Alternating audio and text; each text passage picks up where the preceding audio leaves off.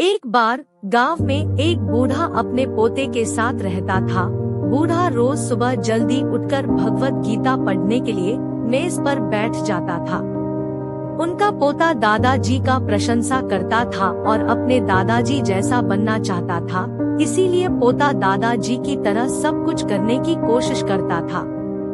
एक दिन पोता अपने दादाजी के पास गया और कहा, दादाजी, मैं आपकी तरह रोज मेज पर बैठकर भगवत गीता पढ़ता हूँ, लेकिन मैं इसे ज्यादातर समझ नहीं पाता हूँ और जो कुछ भी मैं समझ पाता हूँ, किताबें बंद करने के साथ साथ में उसे भूल जाता हूँ। अगर मैं जो पढ़ता हूँ उसे भूल जाता हूँ, तो भगवत गीता पढ़ने से मुझे क्या लाभ होता है?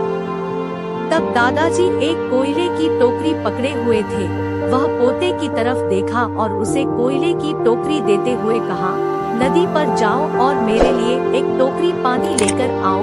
दादाजी ने जैसा कहा, लड़के ने वैसा ही किया, लेकिन जैसे ही वह घर पहुंचता, टोकरी का सारा पानी निकल जाता।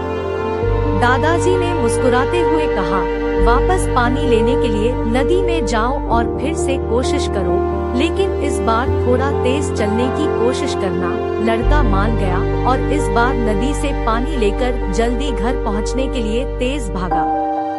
लेकिन इस बार भी घर आने के बाद दादाजी ने देखा तो टोकरी खाली थी। दादाजी ने पोती को फिर से कोशिश करने के लिए कहा, लेकिन हर बार रास्ते में टोकरी से पानी निकल जाती है और टोकरी खाली हो जाती है।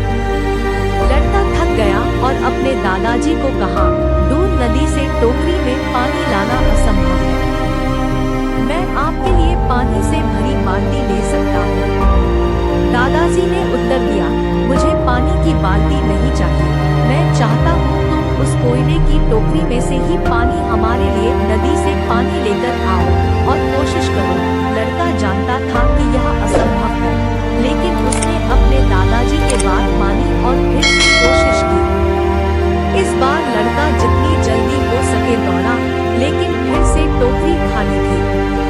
लड़का थक गया और उसने अपने दादाजी को कहा, ओ दादाजी, इस टोकरी से नदी में से पानी लाना हमारे लिए असंभव है। दादाजी ने उत्तर दिया, तुमको लगता है कि यह असंभव है, लेकिन जरा टोकरी को देखो। लड़के ने टोकरी की और देखा कि टोकरी बहुत साफ सुथरी दिख रही है। उसने देखा टोकरी से कोयले के सारे दाग हट गए हैं। अब कोयले की टोकरी अंदर और बाहर से साफ हो गया था। दादाजी ने कहा, तुमने देखा कि टोकरी अब सारे दाग मुक्त हो गया है। जब आप भगवत गीता पढ़ते हैं तो ऐसा ही होता है। तुम जो पढ़ते हो उसे तुम समझ या याद नहीं रख सकता है, लेकिन यह शब्द तुमको अंदर और बाहर से बिल्कुल बदल देगा।